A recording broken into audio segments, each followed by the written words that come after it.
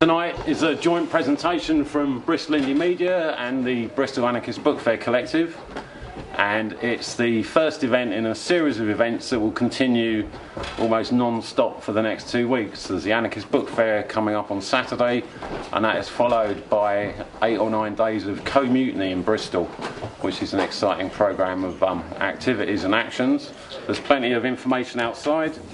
There's a book fair programme for Saturday, and there's also some information about Co-Mutiny. Feel free to take lots of both away and tell your friends. Hopefully they'll be pretty interesting. Hi, do you want to take a seat?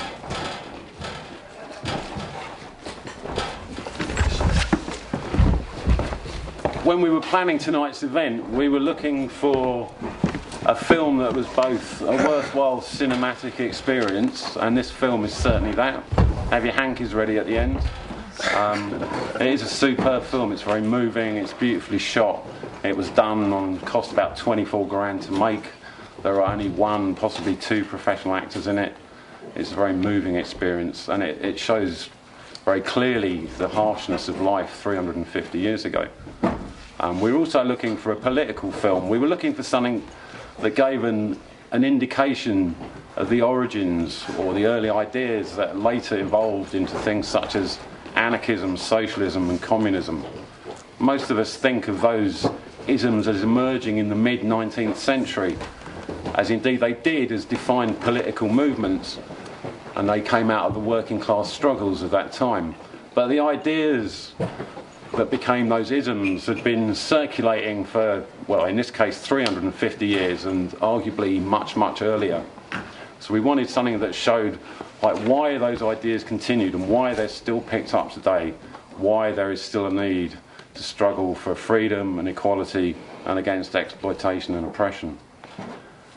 Firstly, though, to put the film in context and to talk a little bit about the political situation 350 years ago, we'd like to introduce Steve Mills, a union activist and also a member of Bristol Radical History Group and a member of the Book Fair Collective, so he's got far too many memberships going on. We need more people to become members of things so that we only have to be a member of one thing. So Steve's going to talk for about 10 or 15 minutes around and about the period of 1645 to 1650, and then we'll go straight into the film, which is about 93 minutes long. We weren't going to have questions and answers, but we thought instead at the end, because it's quite warm and everyone will need another drink, a bit of breath of fresh air or a cigarette, people can chat informally outside. Steve would be happy to answer any questions, and if people want to know more about Co-Mutiny or the book fair, then please ask the people hanging around the tables. Over to you, Steve. Cheers, Tim. Greetings, comrades. Can you all hear me at the back? Yeah. Great, excellent. Excuse me, is it possible to stop the slides going, because it's a bit distracting? I haven't got the faintest idea about this. Yeah. Thank you. Someone's got up to the other part for you. Right, there you go. Right, no heckling, please. Try to remember I'm only an amateur here on my own goodwill, so here we go. I don't think you can talk about Gerrard Winstanley or the Digger movement, or for that matter the English Revolution, without having a wider look at the issues that were going on in Britain and Europe at the time. Religion had a massive influence on society in the 16th and 17th centuries, and in England church attendance was in fact compulsory in most parishes. Obviously there was different parishes and there was different compulsion dependent on the vicar in the pulpit, and most of our lot used to just sit about at the back and mess about. But it mustn't be forgotten they were made to go. The tithe system was in operation, where 10% of most produce went to the church, and all the actual church celebration, if you like, was conducted in Latin. Most people couldn't even read and write English, much less understand Latin. The insatiable greed of the Catholic Church was the dominant force behind the European Reformation. A lot of Catholics were absolutely outraged by the Catholic Church and what they were doing, and one monk, a geezer called Martin Luther, you might have heard of, was very much against indulgences. He was against a lot of things, the Catholic Church, but the indulgences was about the last straw in his theological back. Indulgences, I don't know if any of you are Catholics or know of any Catholics, basically had this bright idea where there was heaven and hell, but there was this middle sort of land called purgatory, and most of us went to purgatory. But the way to get out of purgatory, you were in purgatory for hundreds of years, but the way to get out of purgatory was to get a monk or a priest or someone to pray for your soul, and of course they'd only do that for a few shekels. So you'd you'd literally get monks wandering from town to town, talking to the bereaved with a metal jug or something, getting the money in this jug. And there was this old saying that when you heard the tinkle of change in the bottom of the mug, then the soul was somewhat moved from purgatory to heaven. Yeah, absolutely. The Catholic Church and its teachings were challenged after Luther's move, and one of the big things that came out of that was basically salvation by faith. And also they believed that people should actually be able to read the Bible and interpret it themselves. As I said, the Catholic Church was based on Latin, and most of the sort of priests and monks only dealt with Latin, only spoke in Latin, and the Bible, which was the major book of the time, was in Latin. So most people didn't have a faintest idea what was in there.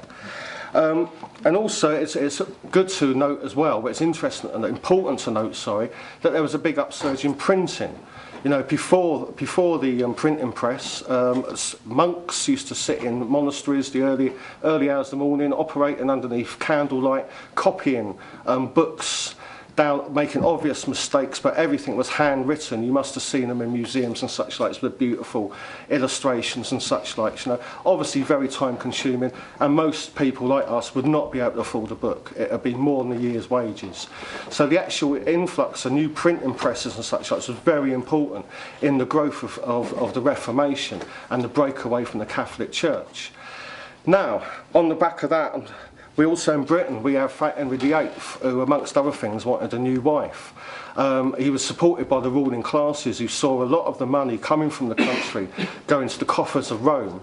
But basically what he did, I mean, saying he wanted a new wife is a little bit of a simplistic view on it, I grant you. But however, it does get a chuckle now and again. But I mean, basically he broke from the Roman Church, the Catholic Church, also known as Roman Church, and set up his own church. Now, basically, if you look at a pound coin to this day, it's still got Defender of the Faith round there. He was a bit of a turncoat. He was very much supportive of the Catholic Church, but when it suited him politically, and you know, he broke from it. And on the back of that was the new English Reformation, if you like. There was also other main movers before Winstanley, a geezer called Tyndall and Wycliffe. Both read the Bible and interpreted it for English-speaking people, saying that the world should be held in common, and that it does actually say in the Bible that all things are for all men, obviously women as well. I'm also going to talk quickly about the 30 Years' War. I don't want to spend too much time talking about war, but it is important in context of what Winstanley and the English Revolution was like. The 30 Years' War was a war between the two big religious houses. Well, that's a bit simplistic as well, because there were several breaks up in the Protestant religion between Calvinism and Lutheranism and such likes. But there was a massive war involving Sweden, Poland, Spain, Netherlands, Holland. It was called United States at the time, not United States of America, obviously, but United States of, it was old Burgundy, wasn't it? Anyway, I digress. France, and they spent most of their time fighting in Germany. And Germany wasn't Germany as we know it now. It was lots of different states, prince-rins, bishoprics and such likes, and also city-states. And Germany was laid to waste, really, and some research reckons that up to 60% of the population were either killed by war or died because there was nobody to bring the crops in. Everybody was so shit scared they wouldn't go and work in the fields because they didn't know what was around the corner. What crops was produced was seized by the armies and such likes. And most of these armies were based on mercenaries. You actually had Catholic armies with Protestant mercenaries and vice versa. Now, some of these people who served in the 30 Years' War ended up serving in what is known as the British or English Civil War, dependent on which historian you read. Many historians feel that the English Revolution, as we know it, or the British Civil War, was in fact a war between Scotland and the ruling class of England at the beginning, and didn't finalise until the massacre of Drogda, with Oliver Cromwell going over to Ireland and settling the Protestant Reformation in Ireland and murdering a lot of Catholics and taking away a lot of their lands. But for this purpose, I'm just going to look at the English Revolution, as you like, from when Charlie Stuart raised his standard against his people in 1642 at Nottingham. basically what happened here was he wanted to start another war with Scotland, who were against his interpretation of a common prayer book, and he wanted to bring it out in Scotland and make them read it from the pulpits. Once again, going back to church attendance being compulsory, the pulpit was still a very, very important place to get political views over for the ruling classes.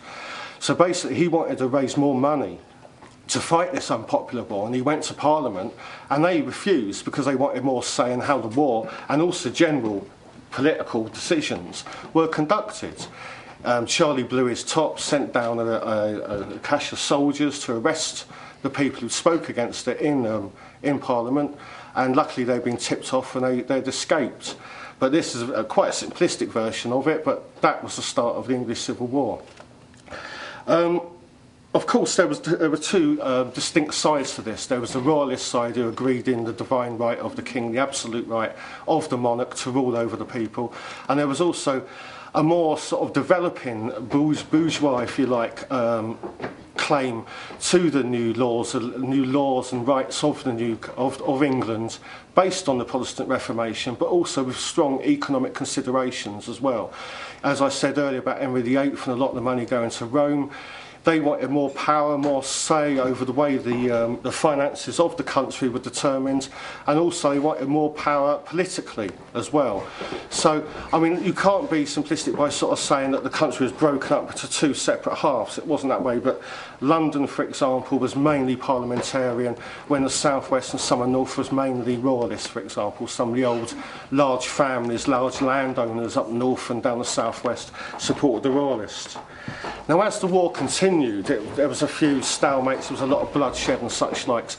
But one of the big developments for the purpose of this film and of this talk I'm giving now was the development of what was known as the New Model Army.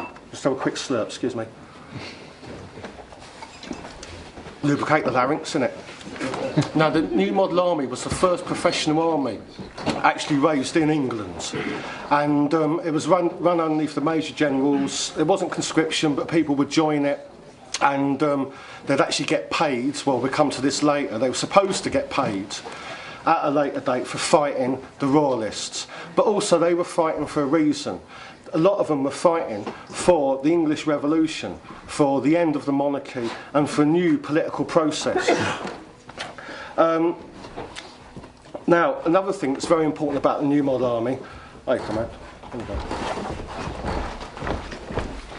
About the New Model Army is obviously these soldiers shared the privations of war, the death, disease, the hunger, sleeping in the field in the rain and such likes. You know, I mean, it was horrible in that well, war is horrible, full stop, isn't it? You know, but there was no sort of like military hospitals in those days. You know, if you were wounded, there was a good chance you would probably die of your wound, and if you didn't, you certainly wouldn't be able to work. So basically, there was a strong sort of camaraderie amongst the army, and the regiments were broken up into different regiments of foot and horse, if you like. You know, at the end of a long day's marching or fighting, they would get round the campfire, share songs and stories, but also read pamphlets and also the Bible. I mean, still a lot of these men were very, and it was mainly men, were still very, very religious. You know, they believed in God, and we need to put that in context. You know, they don't have the science that we do now. So, you know, they'd be discussing things, they'd be discussing also the causes of war and also what they wanted out of it. And one of the things that came out of this was pamphleteers.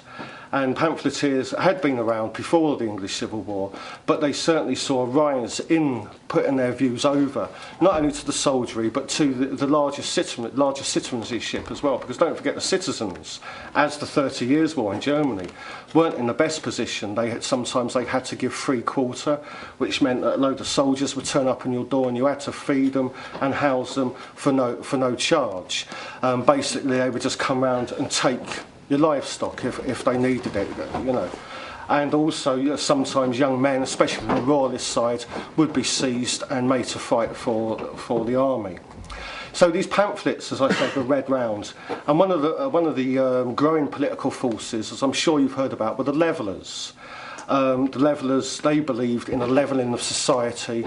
They wanted equality in front of the law, equality in Parliament after the war, and that's what they were arguing for. However, they did stop short of the labouring poor and women. Now, the Levellers were engaged in, I hope some of you have heard of the Putney debates, which occurred in 1647 after the end of the First Civil War, when Charlie Stuart was actually, he was captured by the parliamentarians and incarcerated. And a lot of the soldiery thought this could or possibly or should be the end of the war. And they engaged in these debates with Cromwell, who was the leader of the army, and his son-in-law, a bloke called Ireton, who basically set up these debates to talk about the war aims and what was actually going to be achieved. And Cromwell was quite clear with the Levellers that a relocation of wealth was not on the cards, and pretty much it was going to be one ruling class exchanged for another ruling class, which obviously is what happened afterwards with the Major Generals, who actually run the country for a long period of time after the end of the Civil War in 1649. However, the king escaped and the Putney debates broke down. The king went to Scotland, funny enough, who he peed off in the first place, but they had him. It's the sides changing. It's a really complex war with the politics and such like, and people changing sides. And he raised a new army. He was beaten again and incarcerated, as you know, in 1649, and his head was chopped off on January the 29th, 1649. Basically, the Levellers were still very prominent in the army, but there was an actual mutiny at Burford, where some soldiers actually raised arms against the new model army on the fact they hadn't been paid and none of their war aims had actually been achieved. There was not going to be a relocation of wealth, and it was all pretty much the same. Ireton actually went down with a regiment of horse and seized the mutineers, and 3 of them were summarily executed. The word of the Levellers continued, but really as a serious political force, that was the last of them. But there was other political, religious groups that did flourish during this time. I suppose some of you heard about the Ranters, my particular favourite, but also there was the Diggers, and the most vocal of the Diggers was Gerrard Winstanley. He'd been writing for some time. He was born in Wigan in the early 17th century. He'd been apprenticed to a female cloth trader. He'd served his apprenticeship and then set off on his own. He didn't do very well at business and eventually had to file for bankruptcy. He saw the war. He was not a soldier himself, but one of his close colleagues, a bloke called William Everard, was a cashiered officer, an officer of the foot, and many of the Diggers were ex-soldiers. Now, what he was writing about at first was about, his first publication actually was in April-May 1648, and it was The Mystery of God Concerning the Whole Creation of Mankind. And in here he laid out what he felt was in the Bible about that God had actually made the world for all people. That nobody had the right to sell or barter land or the property that came off land. And when I say property, I mean livestock, wheat, the whole shebang. I mean, that day and age, 90% of people would actually live off the land. There was very urban centres other than London. Bristol actually was the second largest urban centre, and that was only about 30,000 roughly at the time. So there were very few big cities. Norwich was another big city, but most people lived in quite parochial areas, lived off the land, or if they didn't live directly off the land, they would make produce that served the people working on the land, like ploughs and such likes. But his next pamphlet, The Law of Freedom, was published just before the execution of Charlie Stuart. And funny enough, he opposed the death sentence, stating that no one should have the power of life or death over another person, which was quite radical at the time, because a lot of the ex-Levellers and such likes were arguing strongly for the execution of Charles.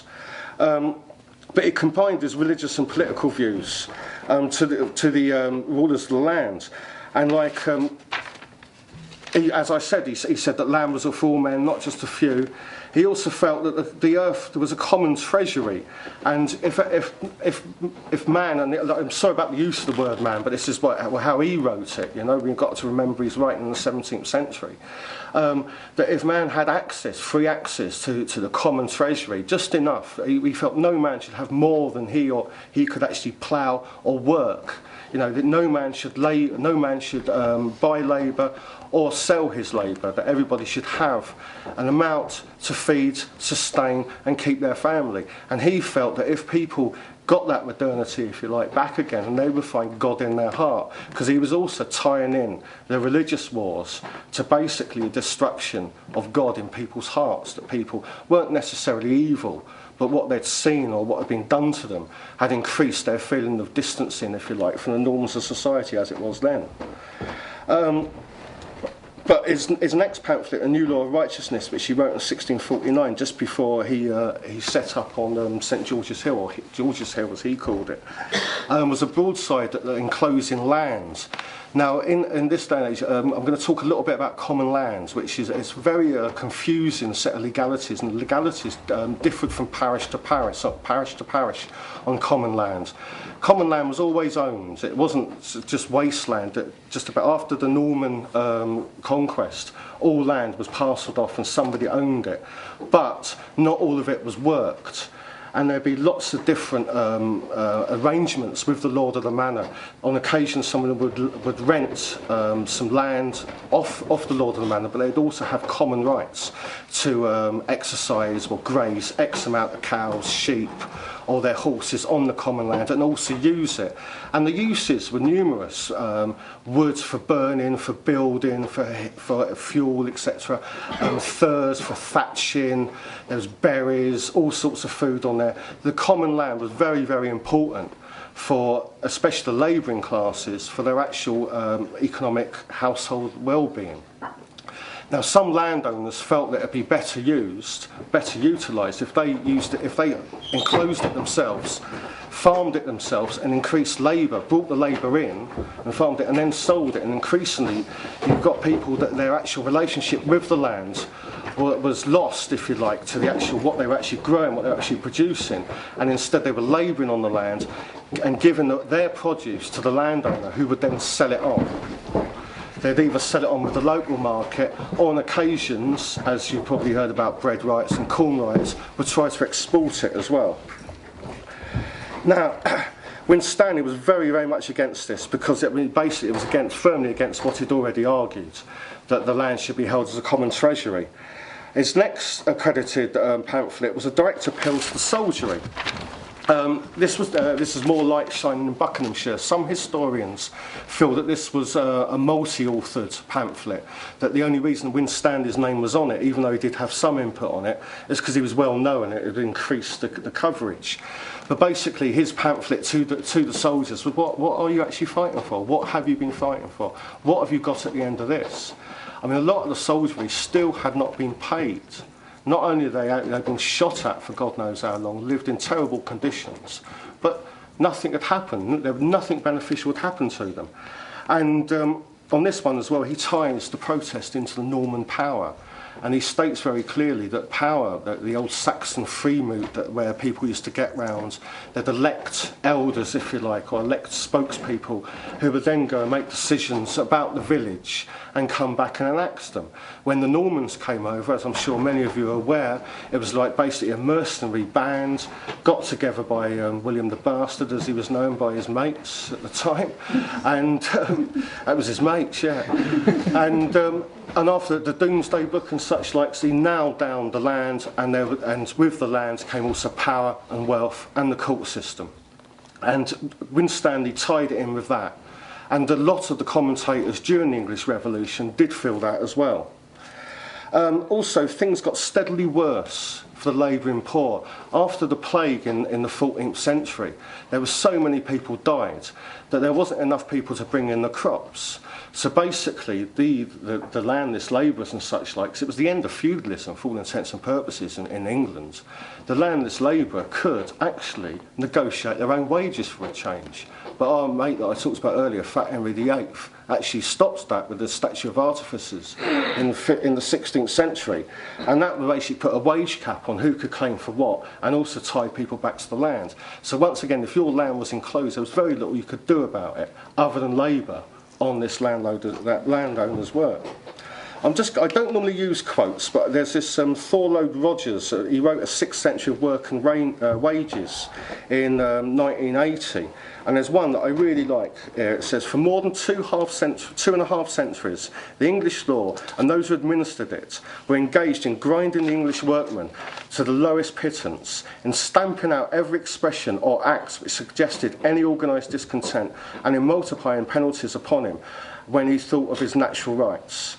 And Winstanley articulated this as well. I know Thorlode wrote a lot later. Thorlode Rogers was his name, but this was what basically Winstanley was arguing as well. And a few days after his publication, as we're going to see in the film, I'm not going to speak too much about this because I don't want to spoil the film for you, he set up a commune on George's Hill in Cobham. And basically his commune, I mean, there is some arguments about what exactly the land was, and there was an email floating about Bristol Radical History earlier saying that it was already common land and actually they'd encroached on people's common rights within Cobham. My understanding was it was Crown land, and of course when we locked Charlie's head off then there was no owners, and there's a similar situation actually up in Kingswood Forest, which also might have been a digger community, but a little bit about that another day maybe. But basically they got on this land, they started to plough it up, they started to put in crops, carrots, beans, wheat, this sort of crop, and started to build structures as well. A day and a half later, I mean Cobham isn't that far from London, but a day and a half later, Parliament were notified of this bunch of disorderly people, as they were called, who'd set up this proto-communist commune on the land. Because another thing that the authorities found very, very disturbing was Winstanley had given an open invitation to anybody who wanted to join, as long as they did a day's work. I mean, this obviously, I mean, another thing he did say also earlier, you know, remember Marx wrote each according to his ability, each according to his needs. Well, Winstanley had a close feeling about that prior to this as well, you know, because there were some people, especially as I said, war veterans who had one of their arms blown off, who might not be able to work like that, but they would be given other jobs within the community. And this community could have been successful. However, Fairfax was the Commander General of the Army, so probably the second most powerful person after Cromwell. He was told about this and he sent someone down to have a look. And he had a look and reported back that this in fact was happening. Winstanley was quite coherent in his responses. He said about the common treasury and such likes. He said about we haven't had anything out of this war other than death and more death. And basically we're going to put down a new marker for a new world. There's going to be no more want. Everybody's going to work the land, best of their ability, and there's plenty enough to go around. And not only that, is actually God's word. You are standing in God's word. Now Fairfax was a little bit perturbed by this, so he actually invited Winstanley down. Now a lot of people said to Winstanley that he shouldn't go, that if he went down there, that'd be the last time anybody'd see him. Right? But he did go down, and Fairfax actually treated him quite well. And even Fairfax's writings afterwards said he seemed to be quite an intelligent person, but he just couldn't allow it. And basically, at the end of the day, it'd be all bets were off. You know, if that followed, there'd be like a domino theory. I suppose an early domino theory that, you know, lots of people would start thinking, well, yeah, the land is ours. Why don't I start working it? You know, who says it's his? We are more numerous.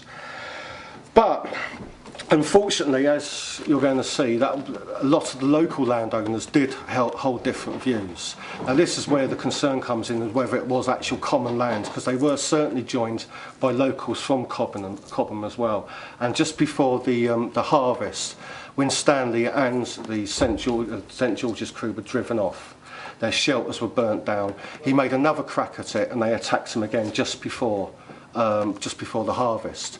So they were actually driven off on two separate occasions, and unfortunately the community at St George's drifted away. I do strongly feel though that there were other communities that probably weren't so vociferous in their claims that possibly got away with it, and I think there might have been one up at Kingswood where it was definitely squatting on common land and also use of the mines. After that, Winstanley unfortunately sort of drifted off into private life. He got a little bit peed off with it all. He married somebody with a bit of money and started some business by Cobham, funnily enough. But a lot of people do accredit him for being one of the founder members of the Quaker movement, and hopefully most of you know about the Quaker movement. I'm not a religious person myself by any stretch of the imagination, but they are pacifists. They are the first people to allow women to speak, and they hold an open congregation. And normally, being a trade unionist myself, we've walked shoulder to shoulder with the Quaker movement. So I'm going to wrap it up there. But there wasn't a great deal, well, not quite there. There wasn't a great deal known about Winstanley after his writings, after 1649. He did continue writing until 1653, but really after the state oppression of St George's, nothing more really that important popped up again. But it was certainly his ideas, even though it was based on the Bible and religious, were proto-communist in their outlook. I think that's about it now, yeah? Okay, thank you very much.